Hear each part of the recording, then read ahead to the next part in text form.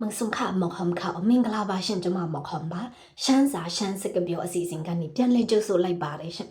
ทีนี้บีหมอกหอมกาหุดนี่กาลีลาทาเรดีอัจฉอมงอัจนาสุดเลยสกลงลีด้วยกูทีนี้มาว่าจ้าเนี่ยดูด้วยวิรมาตรงเบียปีเมบ่เนาะสรุปบีหมอกหอมดูกาดีสกลงตะลงกูมันมีดาแท้ดีสกลงตะลงกูว่าจ้าเนี่ยตะคาเรด้วยวิรมาลีลาอะไรยิปูวิรมามันมีลอยรามิวบ่เลยအခါဆိုတော့ဒီနေ့တူတူလေးလာမယ်သင်ခန်းစာကိုပြီးမှဟောတို့တစ်ချက်ကြည့်မယ်တန်ဟဟုတ်တယ်နော်အချက်ကိုပြီးမှဟောတို့ကတန်ဟလို့ခေါ်တယ်တန်ဟပေါ်မေနဲ့ယင်းရနာတန်ဟပေါ်မေနဲ့ယင်းရနာအဖေအမေဟုတ်တယ်နော်မိဘအချက်ကတိတ်ကိုကြီးမားတယ်လို့ပြောတာဖြစ်ပါတယ်။အခါပြီးမဟမ်တို့တလုံးချင်းစီအတိတ်ပဲကိုတစ်ချက်ကြည့်မယ်။တန်ဟပ်အချက်ပြီးမဟမ်တို့ဟိုတနေ့ကလေးလာပြီးသွားပြီ။ပေါ်မဲပေါ်အဖေမဲအမေဆိုတော့တန်ဟပ်ပေါ်မဲဆိုရင်အဖေအမေရဲ့အချက်ပေါ့။မိဘအချက်ကိုပြောတာပေါ့နော်။နိုင်ဆိုတာကဒါဆိုတဲ့အတိတ်ပဲကိုပြောတာဖြစ်ပါတယ်။တန်ဟပ်ပေါ်မေနိုင်ဆိုရင်အဖေအမေအချစ်ကအဲ့လိုပြောတာပေါ့နော်။ယင်းရနာဆိုရင်ယင်းရဆိုတဲ့စကားလုံးက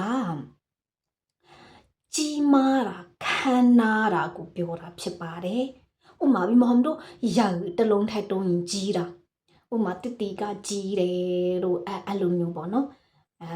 အဲ့ဒီကြီးတာကိုပြီးမဟမ်တို့ကမှအသက်ကြီးတာမျိုးဆိုရင်လည်းပြီးမဟမ်တို့ကဒီရန်နဲ့တုံးတယ်ဒါပေမဲ့အခုပြီးမဟမ်ရေးပြထားတဲ့စကလုံးကယင်းဆိုတဲ့စကလုံးကိုထည့်လိုက်မယ်တွဲလိုက်မယ်ယင်းဆိုရင်ခန္နာတာတာနာတာမျိုးကိုပြောတာမကြီးတယ်ဆိုတာထက်ပိုပြီးတော့မှအတိတ်ပဲပြည့်စုံတဲ့စကားလုံးပေါ့နော်ဆိုတော့ယင်းခန္နာတာကိုပြောတာဖြစ်ပါတယ်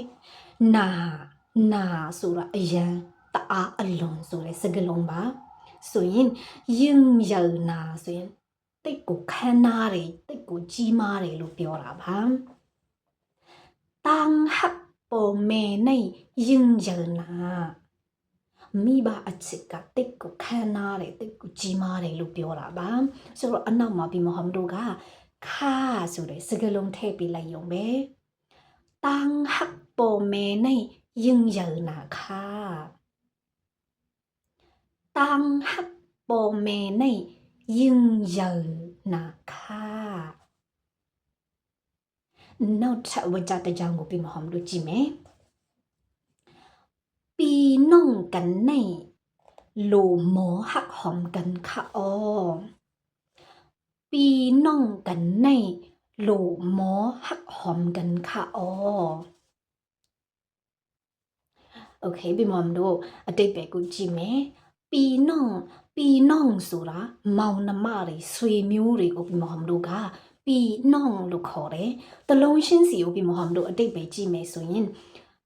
ปีဆိုတာကိုယ့်ထက်အသက်ကြီးတဲ့သူတွေမှန်နှမျှปีလို့ခေါ်မယ်။နောင်ဆိုတာကိုယ့်အောက်အသက်ငယ်တဲ့သူတွေမှန်နှမျှပြီးမဟုတ်တို့ကနောင်လို့ခေါ်တယ်လीနော်။ဒါပေမဲ့ปีနောင်ဆိုတဲ့စကားလုံးနှလုံးကိုတွဲလိုက်မယ်ဆိုရင်မောင်နှမကိုလည်းသုံးလို့ရတယ်။ဆွေမျိုးကိုလည်းသုံးလို့ရပါတယ်။ဆိုတော့ဒီနေရာမှာปีနောင်ကန်ဆိုရင်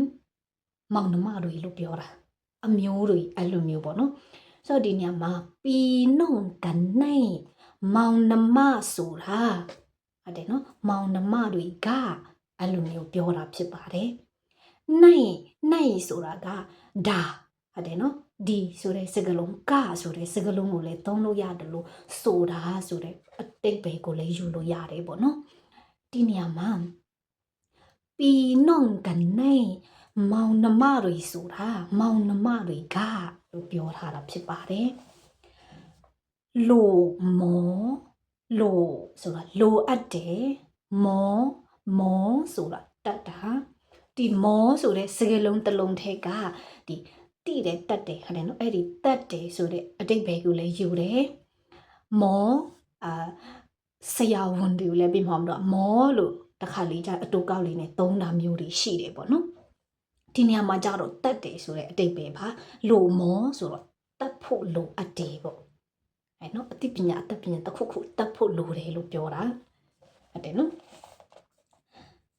လို့မောဟောမ်ကန်ဟောမ်ကန်ခါအောဆိုတော့ hack ဆိုတော့ဒီမှာहमတို့ကအချစ်ဆိုတဲ့စကားလုံးပါသူ့ရဲ့အပြည့်အစုံအချစ်တီ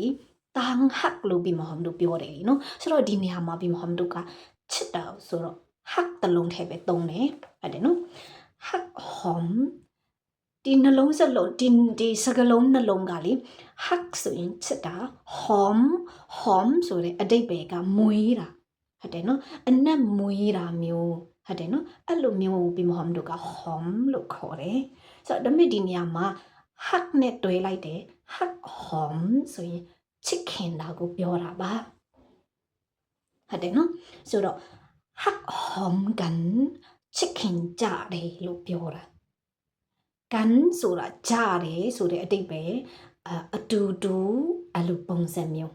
ဟဲ့နော်ထမင်းအတူတူစားကြတယ်အဲ့လိုပုံစံမျိုးနော်ကြတယ်အတူတူသွားကြတယ်အဲ့ကြတယ်ဆိုအတူတူလိုက်တာမျိုးကိုပြောတာဖြစ်ပါတယ်ကန်ပီနောင်ကန်ဆိုမောင်နှမတွေအဲ့လိုပြောတာလीနော်ဆိုတော့ hắc hom ကန်ဆိုရင်ချစ်ခင်ကြတာဟုတ်တယ်နော်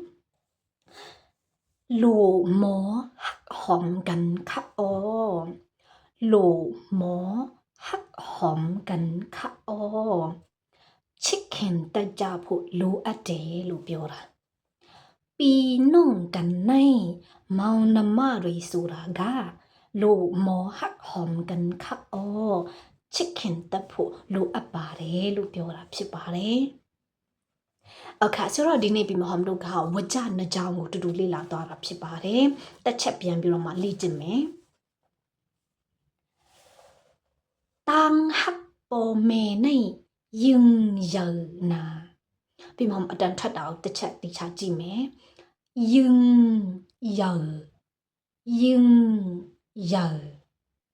နှစ်ခုစလုံးကပါစမပိတ်ပါဘူး